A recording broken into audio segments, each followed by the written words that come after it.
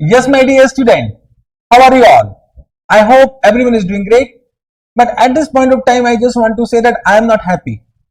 I am not happy with all my CA final student who is preparing for May 2025 exam, and also with all the student who is following me in my YouTube channel. What is the reason behind that? The reason is that 2 days before I have given a comprehensive question on consolidation chapter with almost all the adjustment. What was the objective behind giving that particular question? Objective was very much clear that you do that particular question by row, and with that question 70% of consolidation chapter will be revised. The other objective that when you are doing that question by row, you may do it correctly, then well and good. If you are not doing that question correctly, you will be able to identify in which adjustment you are actually getting problem, and where you are doing mistake, that also you will be able to identify, and you can correct it, or you can understand that particular adjustment when I will do the solution, when I will give the solution. And believe me, I was expecting that most of you will participate in this particular question, and I was expecting that most of you will give me the answer in the comment box. Whether it is correct or wrong, that is not at all a concern. But believe me, only 5 students, you can imagine, only 5 students have attempted that particular question and has given the solution in the YouTube comment box. Whether it is correct, wrong, that is not at all a concern. The concern is what? That other student, I don't know whether they have tried or they have not tried. I don't know that. But they do not have the courage to put their answer in front of everyone. Or I don't know whether they have tried or not. If they have not tried, means they are waiting for me to deliver the solution. Means what do you want? What do you want from us? Means nowadays what actually happened, you need to understand this reality. Means I need to give one reality check to you before examination. Normally what happens, any new question will come in RTP, MTP, you want that question should be done by a faculty. You will never try that question by your own. Means you want that every question which is new in RTP, MTP, a video should be created by a faculty. They will explain that particular question and you will try to understand with that explanation. Why? But why this is required? When you have understood one chapter, when you have understood one particular chapter with all the concept, to can you see, you should first attempt that particular question by your own. You should try it by your own and you should understand by your own. But you will not do that. You will wait for the revision video, you will wait for the RTP, MTP video, and you will try to understand with the faculty explanation. Just try to understand what actually is happening nowadays. When you do the revision also, most of the question you will try to understand with the solution given for that particular question, and you will not solve it. And believe me, a CA final student can understand any solution, even they don't know the concept, they will understand any solution. That much power you have. But my dear student, you will not have that solution in exam hall. That time you need to understand that question by your own and do it by your own only. Means any question which is coming newly, which is totally new in exam hall, you will find difficulty in attempting it. And that only happens in last few attempts. In all the last few attempts, the consolidation question which was mandatory question was a new question with new adjustment. Every student, most of the students I will say, have said the question paper was complicated, the question paper was lengthy. Why? Because they are not habituated of solving any new question by their own. Even though I will say they are not habituated of solving any question of ICA book by their own. Understood? Means I just want to say one more point to everyone. Leaving that consolidation question, can you say most of the question were from ICA book? If most of the question were from ICA book, it means at least you should do that question correctly. But then also, if the question is coming from ICA book, you are not able to do it correctly. What is the reason behind that? That we need to understand. Means even the question is asked by ICA from ICA book, then also we are not able to score in that exam, in that particular question. The reason is that when we are practicing, we are trying to understand the explanation with the help of solution. But that particular solution will not be given in exam hall. Right now, the objective of giving this particular question was very much clear from my side that you do this question by your own, then I will come in YouTube and I will solve it, and you just try to understand where you are doing mistake. That was the mere objective. Means what do you want? You want that I give the question and I should give the solution also, and then you try to understand solution and go to exam hall. That you want? Means you don't have time. You don't have time to do one question at least by your own. I am not happy. Believe me, I am not happy.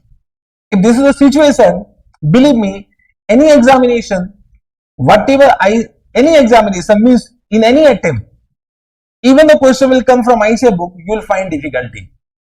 I'm not saying to every student, but just try to understand what I want to say. You should have the courage to do any questions by your own, because already you have done that chapters.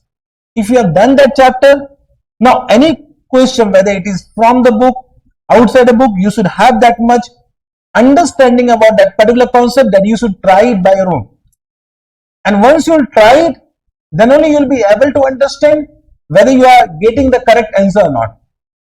But if you will not try it, you listen the solution directly, you will not get that feeling. You will think that, acha, this solution is very easy and I can do it in exam hall.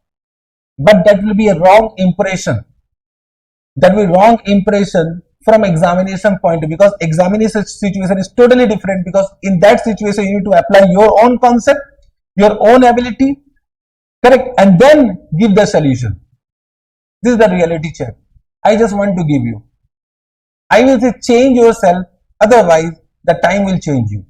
Change yourself right now. If you want to pass in the coming examination, you need to change your learning process. This is the point. Got this point? Now, of course, I am here to give you the solution of that particular question. So don't worry about that. I'll come with some more questions. Means I have a plan to give one more question of chain holding with all the adjustment, and one more question of subsidiary and associate with more adjustment. That was my planning. But believe me, if this will happen, we'll be demotivated. We'll be demotivated to frame that particular question, because it will create some time to create question also. So whatever we are doing, whatever efforts we are putting for your success only. Means we want that in coming exam, any question, whether that question is from the book or out of the book, you should at least attempt it. Means you should have that much confidence to attempt it. Got this point? And believe me, when you will have that confidence to attempt, you will attempt correctly only. That confidence is required in that exam hall. I hope you have understood my objective. Let us start a solution of that particular question. Let me explain you the entire solution, whether you have done, whether you have not done. But as a faculty, I have an obligation to give you the solution for that particular questions. But once again, I will say I am not happy. Can we start a solution? Now, let us come to the solution part. Already, I have done the explanation of the question in my previous video. If you want to read the question again, go to the previous video where I have already done the explanation part. But now, I will explain the entire question again with the help of timeline. Okay? Yes, sir. So, in this question, what happened on 1/4/2022? Hammer Limited acquired 20,000 equity shares at rupees 2,40,000. This was the first acquisition. Then on 1/10, on 1st October, they have done the second acquisition and they acquired 17,500 more equity shares at 4,37,500. Then in this given question, they have given that on 1st Jan 2022, they have also acquired 8% debenture of subsidiary company. Correct? The nominal value of that debenture was 35,000, that was acquired at rupees 84,000. Means can I say the investment will comprise of 2,40,000, 4,37,500 and 84,000. Correct? So this become the investment in the subsidiary company, whether it is in the equity shares or debentures of subsidiary company. Okay, sir. Then in the question they have given the retained earning and general reserve. Opening balance was given. Then they have given that on 1/5 there was an abnormal loss for subsidiary company. The net loss was 6,000, 10,000, and I think insurance claim was received 4,000. The net loss was 6,000. Then on 30th June, the subsidiary company has declared and paid a final dividend of 10%. Means the dividend this is declared and paid for previous year. Then on 30th October, interim dividend of current year was declared and paid at a rate of 5%. So this was dividend for current year. Then they have given one more point that on 31st March 2023, both the company has declared final dividend at a rate of 15% for the current year.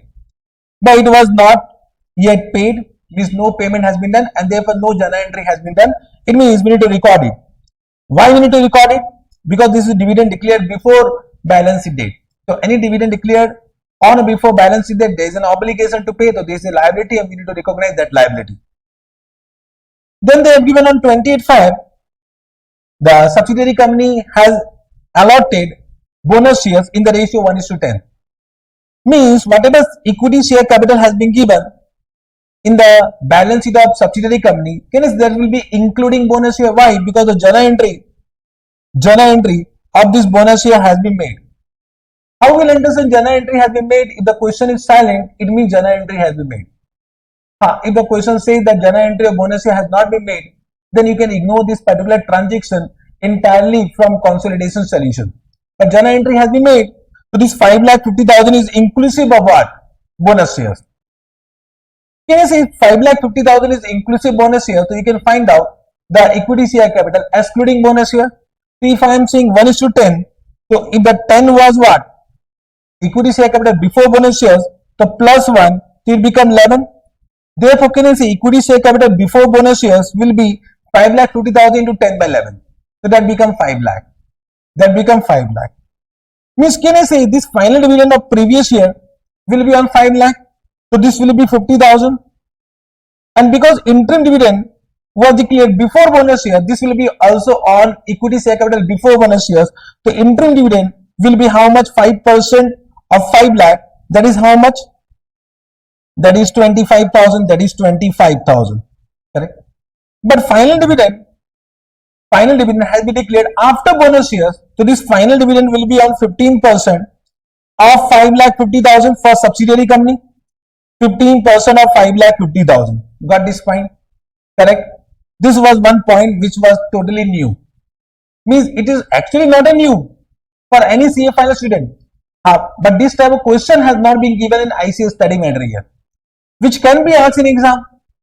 So you can't say this is a new adjustment because you are all aware about bonus shares, you are aware about dividend. So you can't say, "Arey, this is a new point." Of course, in ICA book, this type of question has not been given, but in exam they can ask. So I am preparing you because of that reason. See, this type of question, if they ask how to react, then they have given that goodwill, whatever we will calculate, that will be impaired by 10%. It is given the question. Then they have given two information about unrealized profit. One is upstream transaction, means goods is sold by subsidiary company to parent company, and one is downstream transaction, goods is sold by parent company to subsidiary company. In that we can calculate URP. This is upstream transaction, this is downstream transaction. Correct? For upstream transaction, there was a total profit of 5,000 and 40% remain unsold. To 5,000 into 40%, 2,000 become URP. Yes, this will be adjusted in analysis of profit. Yes, sir. Because this is the profit of subsidiary company included in the stock of parent company. For downstream transaction, they have given the total goods sold is 50,000, in which there is a profit of 20% sales and 25% remain unsold. So URP become how much? Here URP will be this amount. Correct? And this URP will be unrealized profit will be adjusted with consolidated retained earning, because here the stock of subsidiary company will have the profit of parent company. Okay, sir.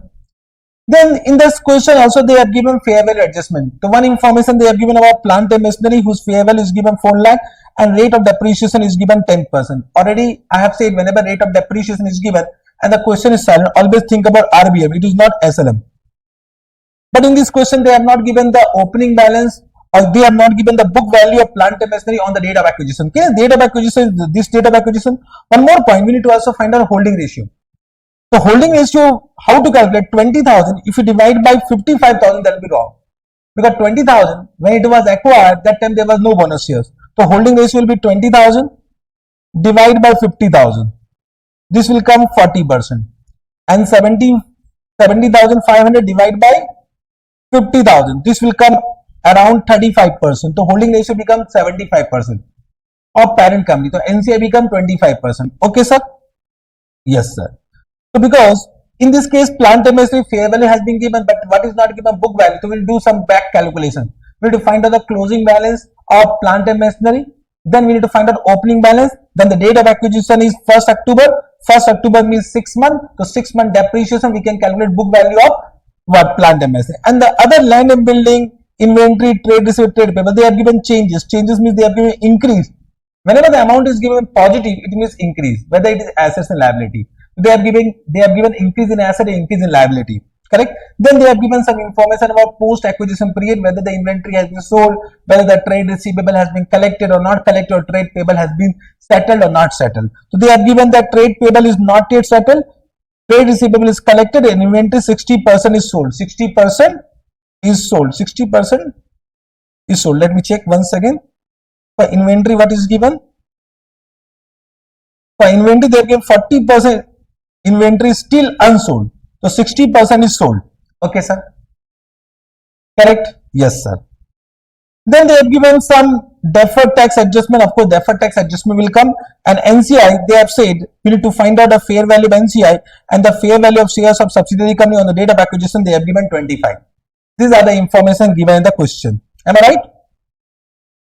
Okay, sir? Yes, sir. Okay. Now let us come to the holding ratio. The holding ratio, I hope you have understood. On 1 it is 40%. This you have understood, 20,000 divided 50,000. Then on 110 it is 17,500 divided 50,000, 35%. Total becomes 75%. It is 25%. So NCI becomes 25%. This I hope you have understood. Date of acquisition is 1st October and the date of consolidation 31st March. Post acquisition period is 6 months. Post acquisition period is 6 months. This is also clear.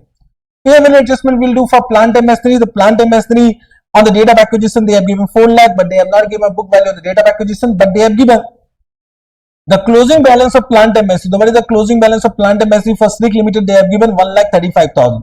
Here this 1,35,000 will be 90% of the opening balance. So we can find out the opening balance. So we have calculated the opening balance. Opening balance is coming 1,35,000 divided by 90%. That is 1,50,000.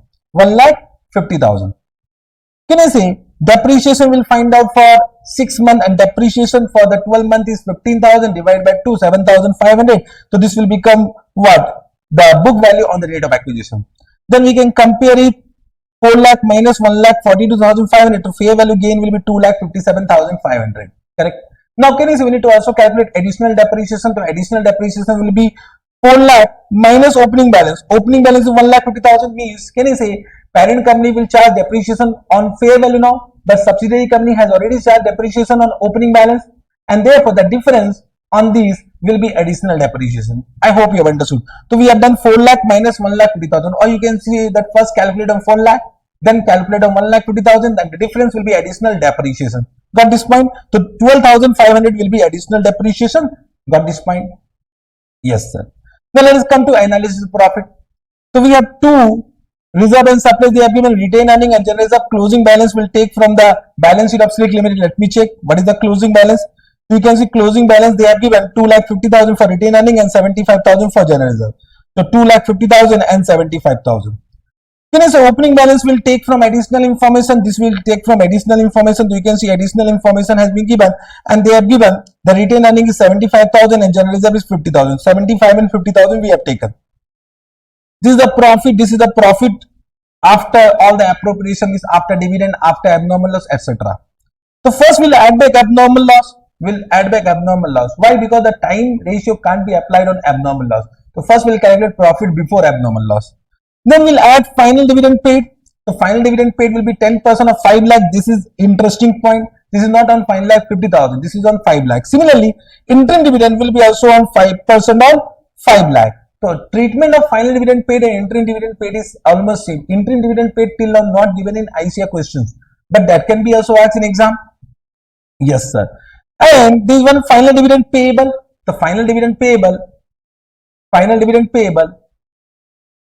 But journal entry has not been done. So can I say if journal entry has not been done, there is no need to add to. I have not added back. If journal entry has been done, in the last examination they have given journal entry has been done. So therefore we have first added back and then we'll deduct it. But here no journal entry has been done. So since no journal entry has been done, the question of adding back will not be required. So final dividend payable, you can see I have not done the elimination part. Yes, sir. Then bonus share, because journal entry has been done and it is given the question that bonus share is out of general reserve. It has been deducted from general reserve. So we'll add back in general reserve 50,000. Got this point?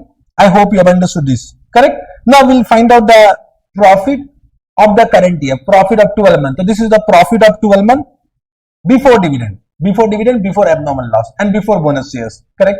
Now this will be allocated in time ratio 6:6, 1:1. You can say retained earning has been divided into 6:6, and then 75,000 general reserve has been also divided into 6:6 months. Now in this we'll add opening balance. The opening balance will be added, and opening balance will be totally pre-acquisition profit. To this opening balance 75,000 plus 50,000 is how much? It is 1,25,000 has been added in pre-acquisition profit. Then minus abnormal loss will do. Minus abnormal loss, why will do? Because we now need to find out profit after abnormal loss, but we should deduct abnormal loss only from the period, with pre-period or post-period as per the date of occurrence. Because abnormal loss has happened during pre-period, to be deducted entirely from pre-period. Then we'll do minus final dividend paid and minus interim dividend paid. Okay, the final dividend and interim dividend deducted as per the date of payment. Now you can see in this particular question, final dividend has been paid during pre-period. Final dividend has been paid during pre-period. This is pre-period and this become post-period, and interim dividend has been paid during post-period. Therefore, deduction will be as per date of payment. At which point of time it has been paid. At which point of time it has been paid. I hope you are understanding. Got this point? So don't deduct as per the profit from which we have declared it. Because final dividend will be always declared from previous year profit. It is always out of pre-acquisition profit. But deduction will be from the point of view of date of payment. In this question, because it has been paid before acquisition, therefore we are deducting from what? Pre-period. You can see final dividend paid I have deducted from pre-period, but interim dividend has been deducted from post-period. Similarly, final dividend payable, because it is not yet paid, it is a liability of post-acquisition period. It is a liability of post-acquisition period, means it will not affect the net asset on the date of acquisition. Therefore, final dividend payable will be also deducted from what? From post-acquisition period. Got this point? Yes, sir. Final dividend payable will be calculated on which capital? It will be on capital after bonus shares. Therefore, you can see 15% of 5,50,000 I have taken. 5,50,000 I have taken. So here it is an interesting point. This point is totally interesting. This type of question has not been given in ICI study module. Correct.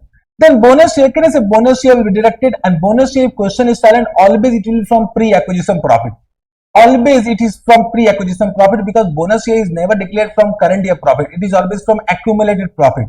It is understood point. So bonus share you can see I have deducted from what? Pre-acquisition reserve. Yes, sir. Then there is one unrealized profit. Already I have said there is an upstream transaction and the URP is 2,000 that has been deducted from post-acquisition profit. Because this transaction will be, even the question is silent, it will be always a post-acquisition period. Got this point? Yes, sir. So this become analysis of profit. Any doubt in this? No doubt. Now come to working note number 4, statement net asset. In the statement net asset, we'll find out net asset on the date of acquisition and net asset on the date of consolidation, and the difference will be the post-acquisition profit or loss, which will be transferred to parent company NCI in their holding ratio, that is 75% and 25%. Got this point? Okay. Now first we'll take equity share capital, and equity share capital is including bonus share, means whatever 5,50,000 is given in the balance sheet, that is including bonus share. So that will become, means we can take on the date of acquisition 5,50,000 and that is including bonus shares. Now just try to understand, because bonus share we have deducted from pre-acquisition reserve, therefore we need to increase equity share capital on the date of acquisition only, and because it is already including bonus share, no further adjustment is required. Automatically, can I say other equity has been decreased by 50,000 and equity share capital will increase by 50,000, and can I say bonus share will not affect the net asset on the date of acquisition with these two particular adjustment. Got this point? You decrease reserve and surplus, correct, means this 1,84,500 is by way of reduction of 50,000 and you have increased your equity share capital by 50,000. So ultimately the net asset on the date of acquisition due to bonus share remain same. Okay sir? Yes sir. But can I say this other equity you will take from this particular working note same to same, you can see 1,84,500, 18,500, 37,500. But I will suggest you at this point of time always cross check this particular total. This total should be equal to the closing balance of other equity. If it is not coming same, means you are doing mistake in some plus minus and you can rectify it. Let us check it. You can see the closing balance has been given. How much closing balance is 2,50,000 plus 75,000 minus, can you say minus, there was one final dividend payable that was not recorded, you have recorded it, so minus 82,500 and minus URP 2,000. So ultimately it's coming 2,40,500 and it is tallied. So at this point of time you can cross check whether you are doing some mistake or not. If you are doing some mistake you can rectify right now only. Yes sir. Now can I say this become book value of INA, book value of net asset as per the individual financial statement of subsidiary company. But can you see in the balance sheet of subsidiary company there is one goodwill? Correct. But we want INA, whenever we say identifiable net asset, it should be excluding goodwill. Why? Because can you see we calculate goodwill as a separate calculation in the next working note. So goodwill will be always calculated separately. Therefore, we want always INA excluding goodwill. And this is the total net asset including goodwill. So whatever goodwill is coming in the balance sheet of subsidiary company, that will be removed from the net asset here only. So we'll do minus goodwill. This is very important adjustment, super adjustment, which is already asked in one of the exam. Got this point? To minus goodwill, 75,000 appearing in the balance sheet, and from here also we have deducted. This is now become INA excluding what goodwill. Now we want fair value of INA. So for that we need to do some fair value adjustment. Already for that we have done one working note. Already we have done for plant and machinery. So now we'll do fair value adjustment for plant and machinery as per the previous working note. Means 2,57,500 was the gain on the date of acquisition and additional depreciation was 12,500. Got this point? Then for land and building, for inventory, for trade receivable, for trade payable, direct information what changes was given.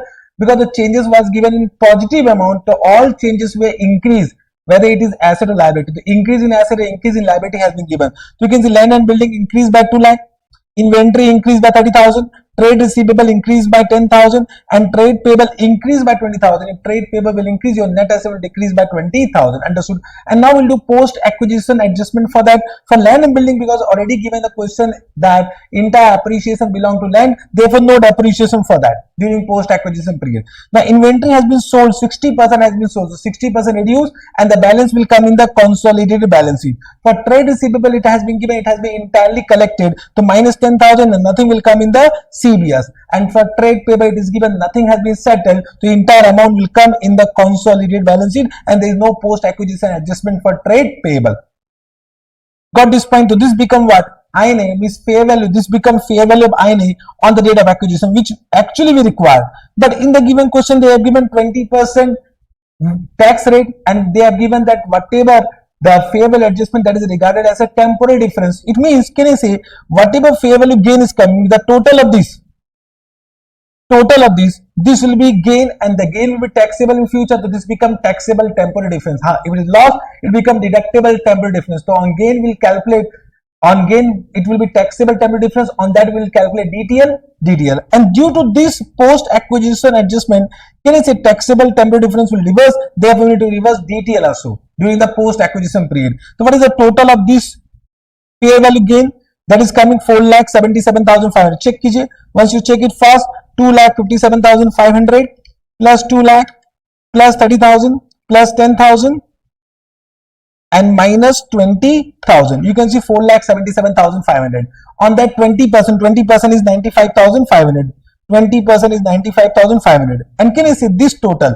This post acquisition adjustment, what is the total coming? Check karo, 12,500 plus 18,000 plus 10,000, means with 40,500 taxable temporary difference will reverse during post acquisition period. Therefore DTL will be also reversed. When DTL reverse, so can you see it will increase your post acquisition profit. So 40,500 into 20%, it become 8,100. So you can see we have added 8,100. One thing is clear, that if this is plus, so this will be always minus. If this is minus, this will be always plus. Similarly, DTL you have deducted, the reversal DTL will be always added. The reversal of DTL will be always added, and this become net DTL, which will come in the CBS consolidated balance sheet, and this become fair value of INA on the date of acquisition after deferred tax adjustment. This become post acquisition profit which will be allocated to parent company and subsidiary, parent company NCI in 75%, 25%, correct?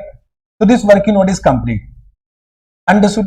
So 2 point I have added, one is goodwill wala point and one is what deferred tax wala point. This is not deferred tax wala point till now not asked in exam, can be asked in exam because one of the question has been given in ICS study material. Yes sir. Now we'll come to working note number 6, calculation of goodwill or gain or bargain purchase. So fair value of consideration paid on the date of acquisition, it is given 4,37,500.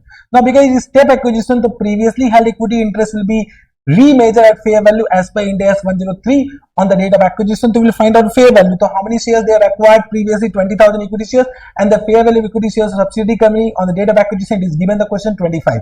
So we will say 20,000 into 25, that becomes 5 lakh.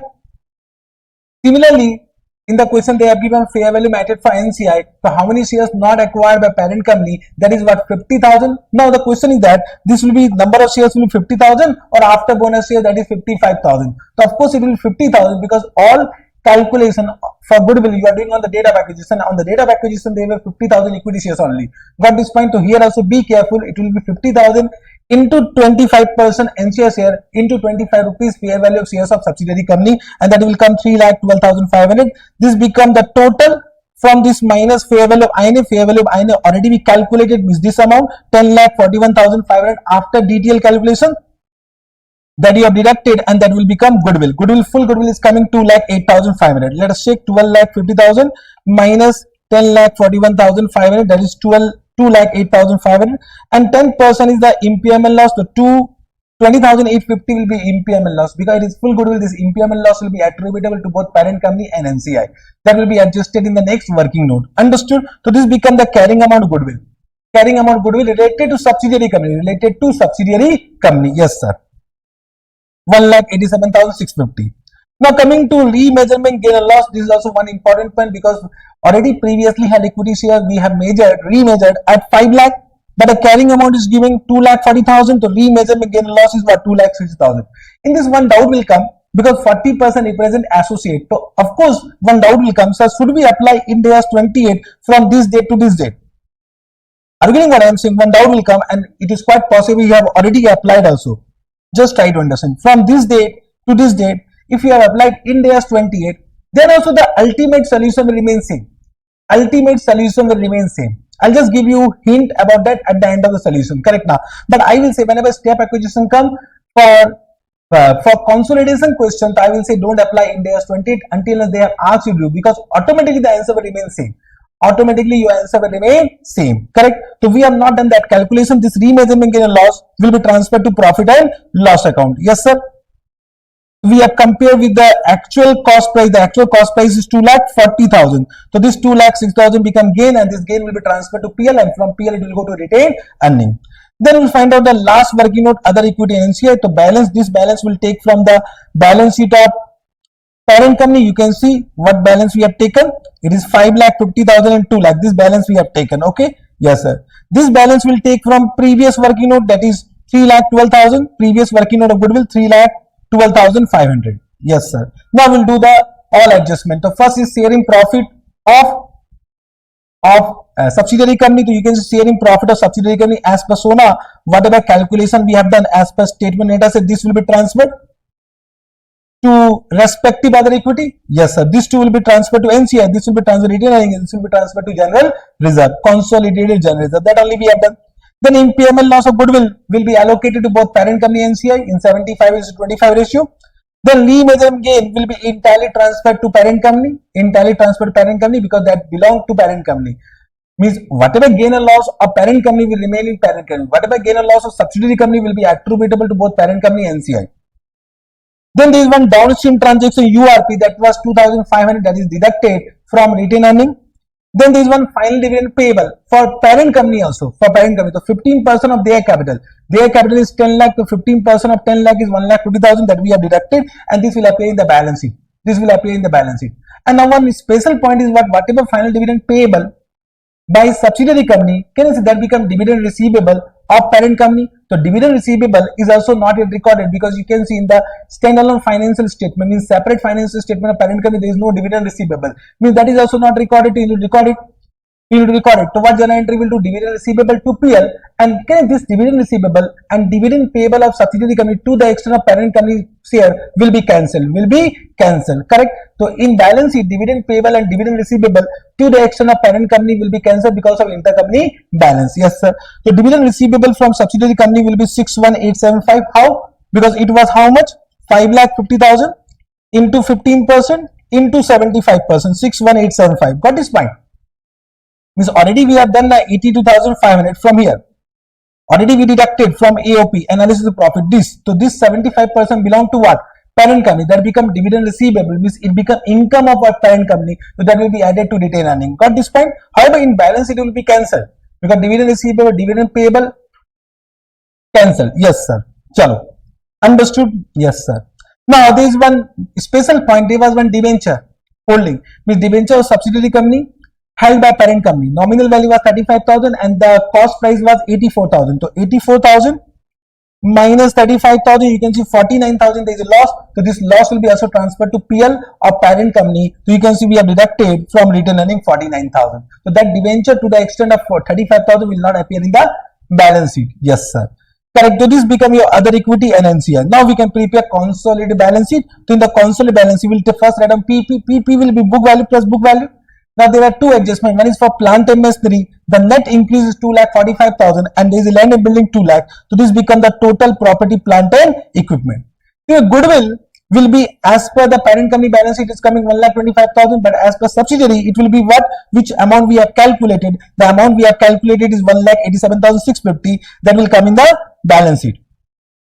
So the goodwill carrying amount as per CBS is 2,12,650. This was my first question which I have asked. 3,12,650. Correct? Yes, sir. Current asset inventory will be what? Book value plus book value. But there is one fair value adjustment. Inventory to the extent of which was acquired on the date of acquisition, 40% remain unsold. So can you say 40% is 12,000 already coming in the statement net asset, and there are two URP minus 2,000 minus 2,500. This will come inventory. Trade receivable, there is one intercompany balance to the extent of, I think there was one bills of exchange transaction. I think that will be cancelled to the extent of 1,50,000. 1,50,000. So 3,25,000. Book value 2,90,000 minus 1,50,000. That is bills of exchange transaction. Got this point? So that will come. And fair value adjustment, because entire trade receivable is collected. So therefore on the date of balance sheet there is no fair value adjustment. So you can see plus nil I have taken. Cash and cash equivalent is book value plus book value. This will become the total of balance sheet. Equity and liability, equity share capital 10 lakh. Yes, sir. Other equity as per this working note will take this to figure this plus this will become other equity.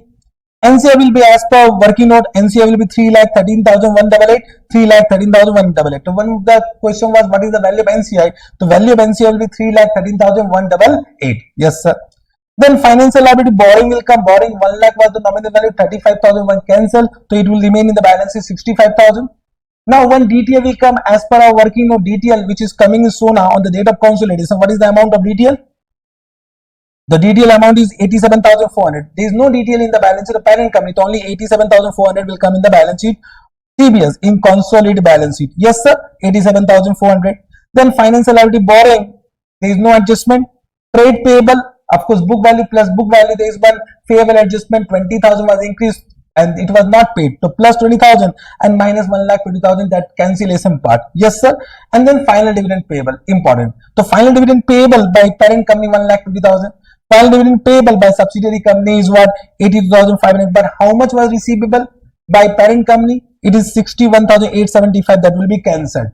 That will be cancelled. This will be final dividend payable which will appear in the other financial liability of in the CBS of parent company, and the balance sheet total will match. The balance sheet total was the last point what I have asked, that is 31,28,650 is the answer. Got this? Got this? Correct. I am happy that 5 students has answered and most of the answer were near. There was some, I will say you have done some small mistake. But if your balance sheet total is matching, good point. Yes, sir. So there are some small mistake. I hope you have done. But if you have done it, very good. Means in exam, if this type of questions come, you will absolutely do it because this type of question they will never ask. But some of the adjustment will be like this only.